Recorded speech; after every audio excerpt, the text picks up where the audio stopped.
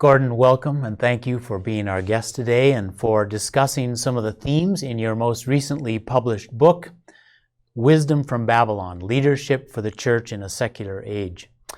You have a great love for the church and you have a record of service in the church as a pastor, a teacher, an administrator, as someone involved in Christian higher education for many years. And I feel that you've brought all of those perspectives to bear in this book as you ask this significant question: what kind of leadership is needed for the church in post-Christian countries like Canada?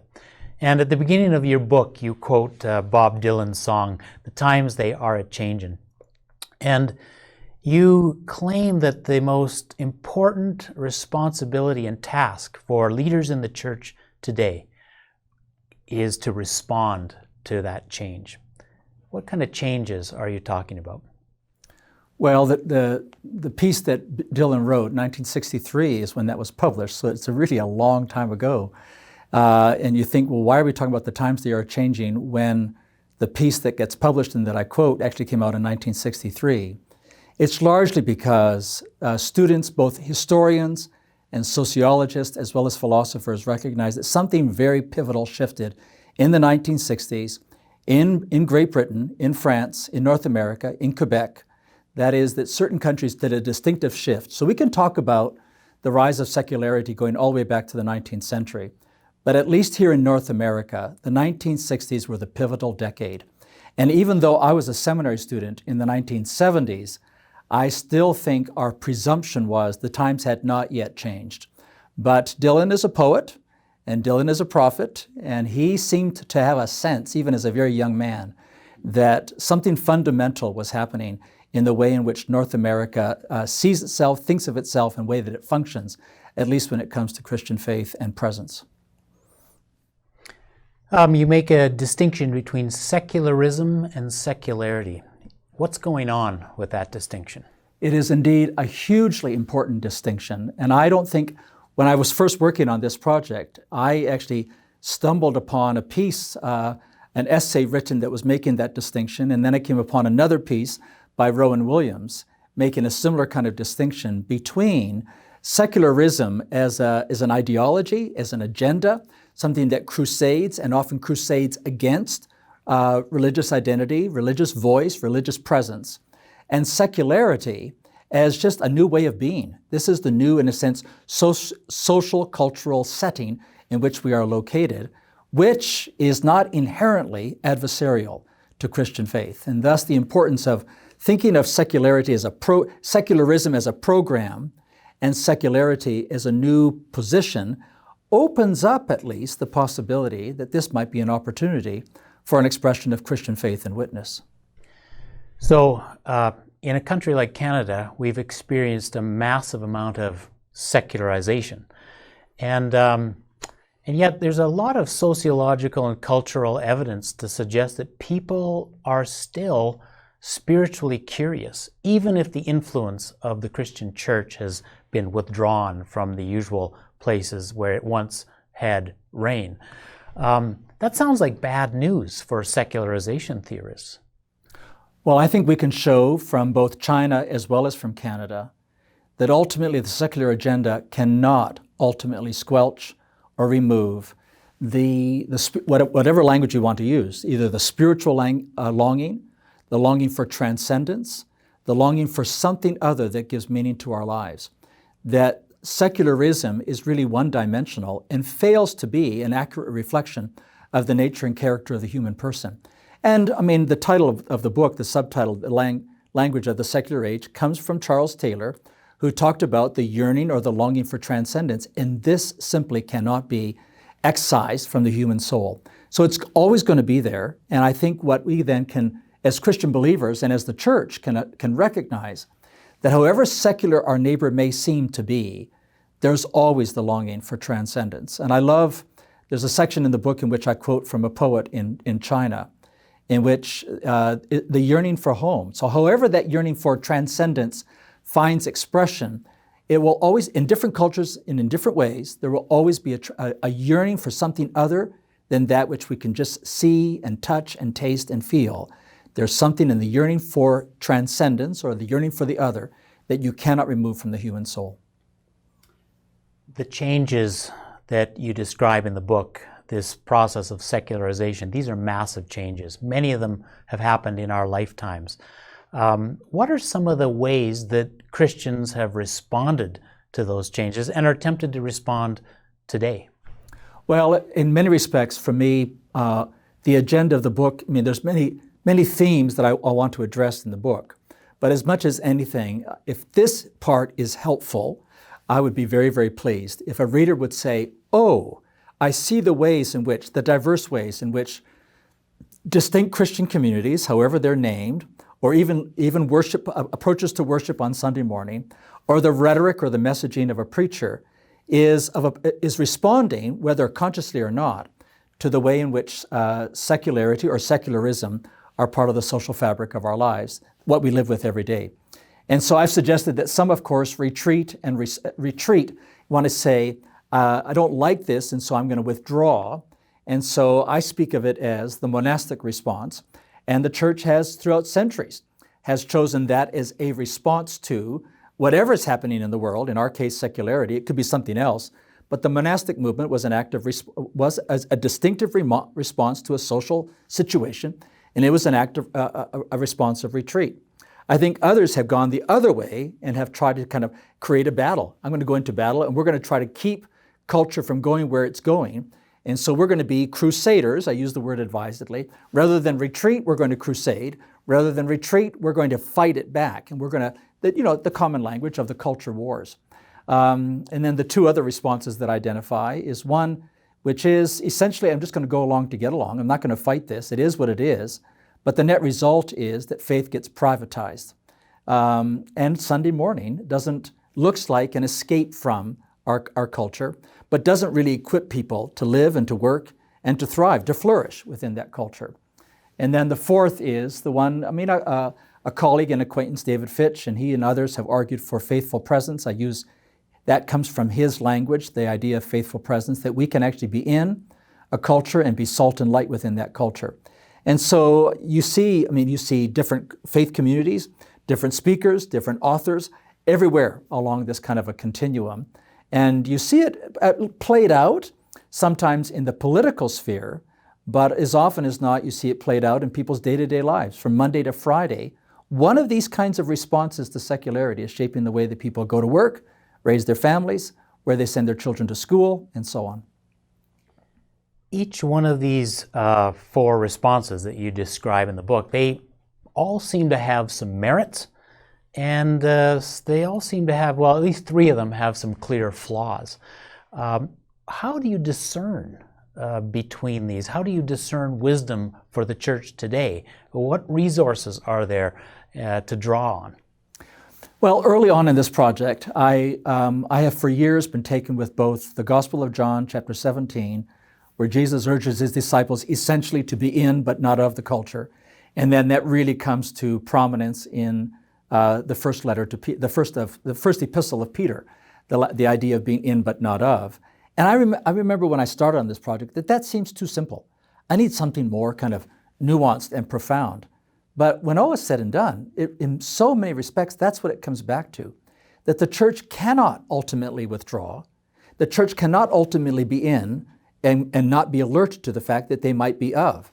That the idea of being a distinctive Christian community with a distinctive identity, but yet fully present within a society, that it seems to me, at least, that what Jesus is saying to his disciples and what Peter says to his readers, who are part of the Christian diaspora, in the exiled people, that he's essentially saying to them, you are to be fully present within that context and setting, but your distinct identity and orientation is other. So as I find it helpful to think of it as in but not of, and then go through each of these. In actual fact, all four of them, I think you could say, have both, here's a potential learning. Even the ones that go along to get along, I just say they've stopped fighting this. And I'm inclined to say, let's stop fighting this. But then each of them has a limitation that does not fulfill the mandate to be in but not of. And Jamie Smith, whom we had here on campus a couple of years ago, I think has helped me to see that even the argument for faithful presence if it doesn't, along with it, have the notion that this is my language, not his, of an alternate community that is not of, it has the danger of being faithfully present, but if not being faithful. There's a limitation there if we're not careful. One of these sources of wisdom from the past to inform Christian response today in your book is the exilic and post-exilic Hebrew prophets. And one of the interesting points you make in the book is that Isaiah and Jeremiah, to name two, actually understood that God had led them in some way to exile. I'm wondering if you could say a little bit about how that's analogous perhaps to the circumstances of the church in the West today. Well, as you know, I mean, I'm not the only one that's making the observation that that this section of the biblical canon is seemingly more relevant than at any time before. And I look back to my own theological training as a seminarian at Ambrose Seminary, at the earlier iteration of it, and I think back to the curriculum at that time. And there's no doubt that we privileged certain parts of the Bible. We privileged the Pauline epistles. I took whole courses on Galatians, whole courses on the Corinthian correspondence, a whole course on the book of Romans. The Gospels, I didn't take one course on one Gospel. I took a course on the Gospels, but the Gospels we had to do. But I didn't do hardly anything on the prophets. The book of Revelation, we avoided at all costs because it was just so controversial. Almost nothing on the prophets. I cannot help but wonder now, in this time and in this place, frankly, because the times they were changing already in the 60s, we should have seen this coming. But now I don't think there's any excuse that a student that's being formed for ministry and leadership in the church, that the prophets need to be front and center. And I want to press that indeed more and more of our preaching in our churches and our Bible studies be looking at the text of Jeremiah and Isaiah. And then what do we discover? We discover two powerful things. The remarkable phrase in Jeremiah that I have it ringing in the back of my head, that he says, seek the peace of the city. And that in itself is a radical statement because Babylon was their arch enemy. Think about it. He's telling them to seek the peace of their arch enemy. And then he adds this line twice in the space of just a very few verses. He adds the line, to which I have sent you, which must have just jolted them at any kind of idea that somehow they were there providentially by God's purposes, which then makes me wonder, rather than fighting secularity, could it be that this is actually part of the grand plan of God? And if so, then it fundamentally alters the way that we respond to the rise of secularity within our culture. And then the great text of Isaiah. I mean, there's so many spectacular texts, but I'm deeply taken, deeply moved by the text there, where he says, you will go through the fire, but it will not burn you. You will go through the waters, but it will not overcome you, for I'm going with you. And so God's going to go into exile with them. Just the thought of it. Rather than saying to a kid who's misbehaving, go to your room and don't come back until you get your act together, he's sending them into exile and he's going with them. It just fundamentally alters the way that we see this reality. And so now that we are a minority voice like they were, could it be that that then fundamentally alters the disposition that we look at the rise of secularity? It doesn't mean it's easy. It's still going to be a huge challenge. But now we look at possibilities rather than viewing this as somehow a huge problem. You also mention in the book that Peter's first epistle is very much like an exilic document sent to a church in a church that has a minority presence. Peter even urges his readers, for the Lord's sake, to accept the authority of every human institution. But surely there are limits. Where are some of those limits? How do we determine where they are? Well, indeed, he actually says that he's writing from Babylon, which everybody assumes is Rome. But there's this kind of sense that Peter is writing from a position of being a minority presence to a people who are in a minority presence. And essentially what he's saying to them is that this is now going to be the new normal. You will not have the political leverage points that you may have had when you were the majority. Now you are the minority.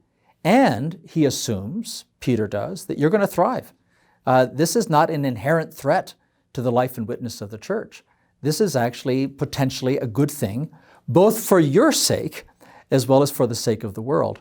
But both Jesus and Peter make it abundantly clear, Paul, Jesus, Peter, that ultimately our loyalty is not to human systems. So I reference Augustine in the manuscript, The Two Cities. I think Augustine was onto something, that a Christian believer is always has a dual citizenship, and that there is a tension there. Jacques Ellul articulated this as brilliantly, not as anyone, Augustine the most brilliant of all, perhaps, but the idea that we are dual citizens, and we're always navigating this. But whenever those two citizenships come into tension, ultimately, our loyalty is not ultimately to any human system, any political party, but only ultimately to Christ. It can only ultimately be there. But that doesn't mean we can't live with some measure of peace, of some measure of resolution. That doesn't mean we're apolitical. We still can fully engage the society in which we live. But ultimately, when we give an answer for the hope that is within us, to quote Peter, we are giving an answer. We are explaining that the deep rationality behind our actions are that our ultimate affiliation, our ultimate allegiance, our ultimate love is to the Lord of the universe. And before we leave Peter, in his vision of the church as the royal priesthood, the called out people of God, he also invites the church to prepare to suffer. And indeed, the church does suffer in its position as a minority presence. Is the church suffering in the right places today as a minority presence? Perhaps this leads into a revisiting of the response of culture wars. Certainly, many of the battles the church wants to wage are exercises in missing the point, as you say in the book. But there are places where battle may be necessary, where engagement, where cost may need to be paid. Where is the right place to pay that cost to wage a battle? Well, no, that's a hugely important question on two fronts. One, we do need to recover an awareness of that the church flourishes when she is the suffering church. The church historically has always witnessed this, that suffering in the face of persecution and tribulation is not alien or foreign to the life and witness of the church. And on the one hand, we just need to accept that. And if we don't then have a theology of suffering, or if somehow we think that if we live in nice suburban North America, that it never touches us, or that we are shocked, I can't believe that somehow we are facing persecution, then we are simply not reading the same Bible. And our sisters and brothers around the world who have been in similar situations, whether in Muslim countries or in Japan or in India, look at us and think, well, welcome to, this is what it means to be the church, to be a suffering community. And of course, the early church, which is, with its huge theology of martyrdom, suggests that indeed suffering is integral to authentic Christian faith. But then, of course, your second question, and Peter actually gets at this. He says, but don't be idiot. Well, I'm paraphrasing here. When he says, but don't suffer for all the wrong reasons, he immediately raises the question, oh, well then, what are the legitimate reasons? If we're going to suffer, let's not suffer for being idiots and fools. Let's not suffer where there's no gain from this, when it isn't integral to what it means to be present to our society. And one thing that I think we do need to make a case for, and maybe recover the idea of the Christian community as an advocate, that we are involved intimately, that integral to our Christian witness is that we are advocates. We are advocates for the other. We are advocates for the immigrant. We're advocates for the refugee. We're the advocates for the orphan and the widow, as the prophets would say. And suddenly we're reading the Old Testament prophets and doing so against the backdrop of secularity, and we're realizing, oh, the prophets are, you almost want to say, obsessed with matters of social and economic justice. But when I was a seminarian, we would debate evangelism or social justice or social action, which comes first, and realized later on from Wesley Newbigin it's an entirely false question. That in actual fact, if we are not actively engaged in advocacy for the poor, the marginalized, the oppressed, and the homeless, for the refugee and the immigrant, our witness has no integrity. Isaiah, Jeremiah, Amos, Micah, my goodness, would make this abundantly clear to us. But hey, when we do, we're going to step on some minefields. Yeah. When we advocate for the immigrant, the homeless, the refugee, when we advocate for. And so perhaps nowhere is this more powerfully evident. I stumbled upon this article in the Globe and Mail a couple of years ago, a non-Christian writing about religious faith in China and how indeed the majority of the emerging Christian leaders came out of the Tiananmen Square crisis, and they were trained, many of them as lawyers, and felt this impulse to care for those who were experiencing injustice, and how significant this was to Christian witness in China. And it has you realizing, oh, this is what it means to be the church. And yes, at some point, it's going to make the society around us upset at us because we're advocating for something that those in power positions don't want us to advocate for. So no, we're not always a friendly people. Yeah, that speaks powerfully to your point in the book that responses that have merit are ones that speak to Christian identity, the people of God as a sign and foretaste of the kingdom of God, the reign of Christ. And also it challenges a kind of narrowness. But I wanted to ask you about this. One of the other hills to die on that you identify in the book is what you call principled pluralism. It's interesting today, pluralism defined as the creation of a space in a society for diversity of belief and practice. It's interesting that today, as we speak, the government of Quebec is tabling a bill called Bill C-21, which is trying to prohibit the use of religious symbols and practices amongst professionals in teaching and the legal profession and police officers and lawyers and so forth. And I even heard someone on the news the other day say that they could hardly wait until they could protect their children from having to see or witness signs of religious practice and belief in the public square. I'm wondering what you think of Bill C-21, and especially, is that a kind of faithful response to pluralism, or is it a fearful and ultimately a misguided response to pluralism? Well, I think what we want to make the case for is that is to acknowledge that secularity is now the default posture of our society. But as I mentioned in my opening comments, there's a distinction between secularity and secularism. So what needs to kind of raise the hackle for us is secularism, which tries to dispel any possibility of a religious voice or a religious presence as part of the fabric of the societies of which we're a part. And if indeed our conviction is that our religious identity, our spiritual identity, is integral to what it means to be human and integral to what it means to be a community or a society, we know that, say I speak as a Canadian, that Canadian society is at its best when there's space for religious identity and expression, not in a triumphalist kind of way that's trying to take over the country, but in a winsome way, in a way that opens up the possibility of conversation. So, well, I'm impressed with that when I was a university student and a seminary student back in the 1970s, I'm sure I knew there was a mosque somewhere in Canada, but I don't know where it was. But now every student at Ambrose University and every student at Ambrose Seminary knows exactly where there's a mosque because you can't miss it. Every time you come to our campus, there's a mosque literally just down the street. This is Canada now. But can we accept the Muslim as our neighbor as actually perhaps providential? Could it actually perhaps be the case that in my youth, we were praying that God would send missionaries to Muslim countries, that now God has answered the question, the prayer, not quite as we expected it, but has brought Muslim believers to Canada? And could it be then that our posture is to welcome them and to make Canada a place where my Muslim neighbor can be my Muslim neighbor? And that therefore, if I really care about the Christian voice in the public square, I need to actually advocate for their voice in the public square. And what furrows my brow more than anything with respect to what's happening in Quebec is that I actually think there's a subtle undercurrent of anti-Muslim, anti-Islam.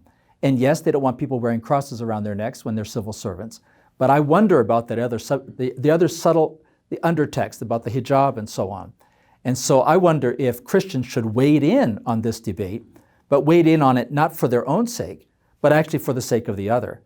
And I start to think about what kind of a dramatic implication would that have? What kind of ripple effects would that be if the Evangelical Fellowship of Canada came out forcefully in favor of that our Muslim neighbors could wear those things that they view as integral to their faith, those external indicators of that, which I don't tend to have, but are so important to them. What would it mean if we said, we are insistent that Canada's a pluralist society? Not that it's a Christian society, but that it's a pluralist society. But there's no doubt when we make that call, we know that that means actually that there will be no threat to the church. That actually secularity provides this remarkable platform in which I can meet my Muslim neighbor, not as the stronger one, not as the powerful one, but as my peer, as my conversation partner, as one that I'm on the journey on the road with. But I want to keep Canada pluralist, and therefore we will resist, I think we should resist, that secularist agenda that in actual fact pushes secularity beyond what is actually most fruitful for the church. Gordon, you clearly have a great love for the church and a desire to see it thrive and flourish and be faithful in Canada. But that's going to require cultivating a certain kind of leadership to lead the church in this time and this place. What are the essential pastoral leadership characteristics or competencies for this time and this place? Well, an obvious question is, what does it mean to be the church? Because if you're going to give leadership to the church, you're asking that prior question. And I think it's easy to say, well, not easy to say what does it mean to be the church, but the kinds of things that I'm going to identify really flow from at least my understanding and that of many of us, of course, of what it means to be the church. I find it most helpful to think of the church as a worshiping community, and thus I use the phrase a liturgical community. We are called to the worship of the triune God, and therefore we have a distinct other orientation about us. Secondly, that it's helpful to think of the church as a teaching, learning community. We make disciples by teaching. The early church devoted themselves to the teaching of the apostles. I use the language of catechetical instruction, speaking there specifically to religious instruction, both in coming to faith and in growing and maturing in the faith. And then thirdly, and this comes out of my own heritage without doubt, that the church is a missional community, using here language from Leslie Newbigin as well, that we are called to be witnesses to the inbreaking of the reign of Christ within our society. So if we think of the church as a worshiping community, a teaching, learning community, and a missional community, well, what's interesting is some religious traditions speak of their clergy or their religious leaders as priests. They're fundamentally worship leaders. And others speak of them primarily as teachers. For example, Presbyterians speak of their senior pastors as teaching elders. And there's no doubt within my own tribe that we think of our pastors as equipping people for mission. And we will actually use such phrases now as the lead pastor, and it's all about equipping people for mission. And I wonder if it's going to, when all is said and done, if it isn't all three, that people who are going to give leadership to the church in our day are going to be people who know how to lead the church in worship, how to teach the church, most fundamentally the scriptures, and how to equip and empower the church to be in but not of the world. And therefore, I resist the idea somehow that the senior pastor has some range of responsibilities, and then you hire a worship pastor who has primary responsibility for worship. And I want to say, fine, you're going to bring some people in with certain gifts and capacities for liturgical leadership, but that senior leadership, the leadership of the church is fundamentally a liturgical act, a priestly act of drawing people into the presence of the risen and ascended Christ. We mustn't get away. I feel a dis-ease in what's emerging, where the senior pastors of congregations are no longer teachers, and a loss of a sense that gets anchored somewhere else in the church. It is just simply too fundamental to what it means to be the church that senior leadership has a catechetical or a teaching capacity to it. And I think Paul makes this abundantly clear when he writes to Timothy, that you should not move into senior leadership if you don't know how to teach. But then, that we are empowering people for mission and get past the idea of my youth, that we were kind of the this nucleus of Christians in North America, and we would send missionaries to the farthest reaches of the world. Now we are actually empowering all of God's people to be missional, all of God's people to be salt and light, all of God's people to be witnessing to the inbreaking of Christ, all of God's people to know how to live, what it means to live next door to a Muslim person, not just the person who's going overseas. That is, to think of the church as all three of those, and then in actual fact, the three are woven together, of course. There's a sense in which all teaching is not an end in itself, but is for mission. And a mission is not an end in itself, but to foster ultimately worship. So the ways in which these three are potentially iterative. And then I think there's a range of capacities or skills around each of these three, but I use those as my kind of hopefully helpful categories. Let's talk a little bit more about worship. Worship, as you describe it in the book, is perhaps the greatest and most powerful transformative and formational practice of the church. And I think you and I both agree that the lead pastor is the lead planner and lead worshiper in the local church. But secular winds blow, and they do have a significant influence on the worship of many evangelical churches. Sandra Van Opstal says that worship leaders need to take people where they want to go in worship, but also where they need to go. Where do we need to go in the corporate worship of the gathered people of God? Well, first of all, to agree with you fundamentally that in actual fact, the most formative activity of the church is worship. So I always find it a little perplexing when I hear a congregation make a distinction between worship and discipleship, or worship and spiritual formation. Or here's our pastor for worship, and here's our pastor for spiritual formation and discipleship. And I'm thinking, you're not realizing that in actual fact, the most formative thing that we do as a Christian community is worship. And therefore, we need to think of it fundamentally as a formative act, as an act, to use ancient language, in which the affections are being ordered, the ordering of the affections, and the cultivating of the true and ultimate things that we're going to love, that we're going to serve, and ultimately our identity as a people who are formed and shaped by the encounter with the risen and ascended Christ. And therefore, to think of that encounter as formative. We're not just going to talk about Jesus, but we're going to be drawn right into the presence of Jesus. We're not just going to have a Christological perspective on life and work and witness. We're going to enter into a real-time encounter with the risen and ascended Lord, and that is a transformative encounter. And when it happens, of course, everything changes. Our deep allegiance changes. Our deep love changes.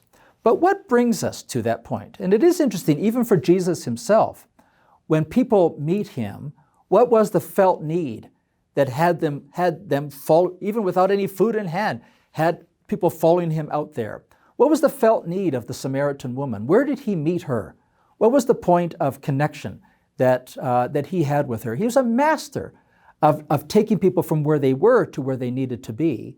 Can we, in one sense, do the same? I love the quote you've just given, to say this has to be a place that I actually, on some level, want to be. That it isn't so foreign or so alien that it is nonsensical to me.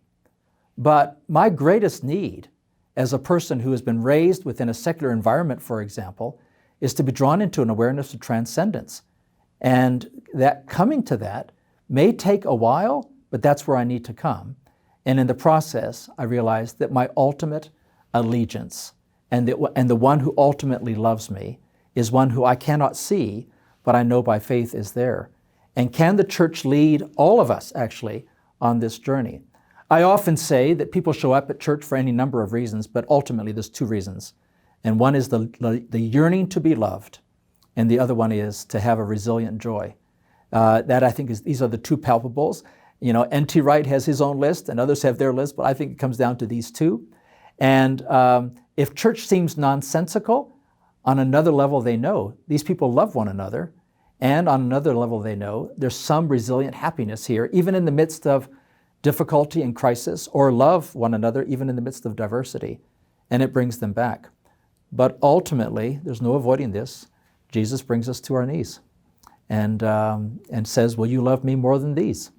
There's just no avoiding that. Ultimately, in the ordering of the affections, everything else becomes secondary in my life. And we'll say, we don't know how to break this to you gently, but there's no hurry. We just need you to come on this journey with us while we're all learning what it means to grant our allegiance and our love to the one who has chosen to die for us, talk about allegiance, and love us. That's the one that you're going to encounter as long as you're around us.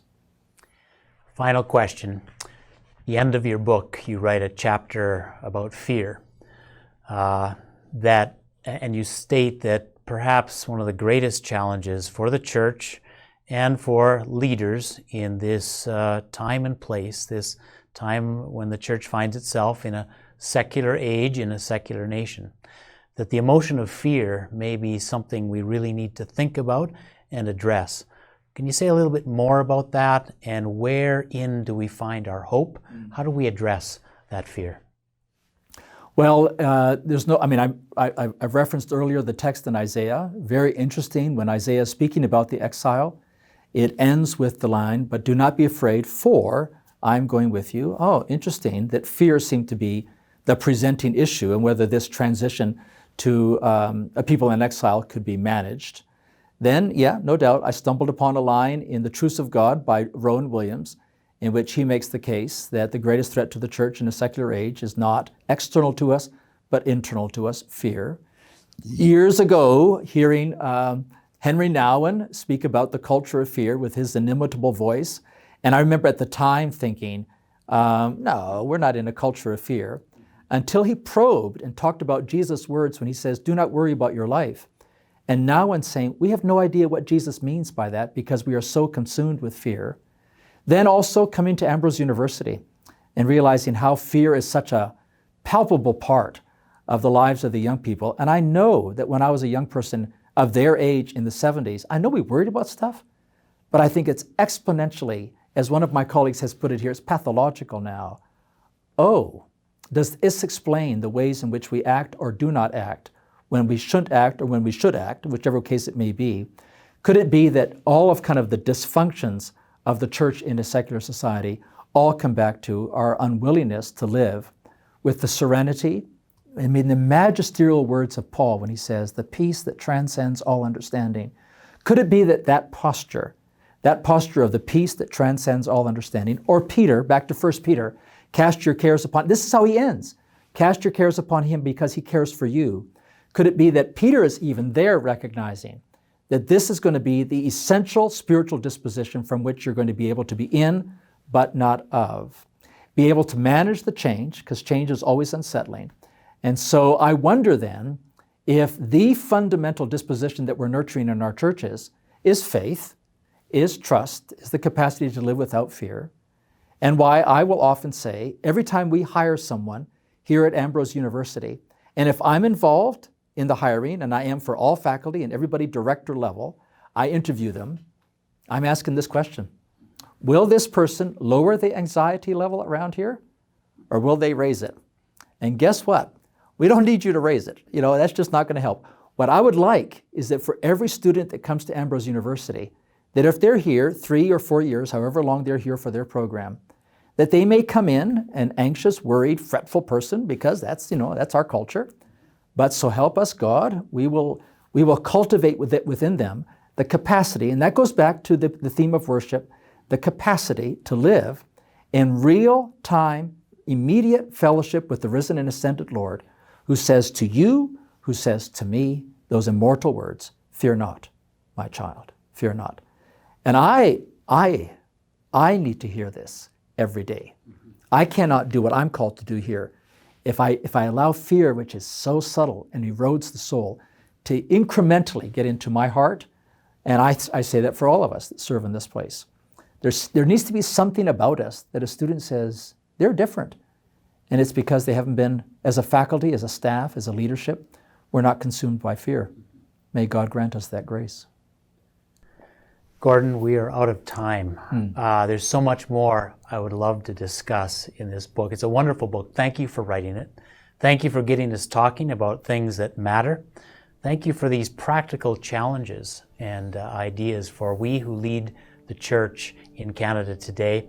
Thank you for this conversation, and thank you for your leadership. Thank you. God bless you, my friend.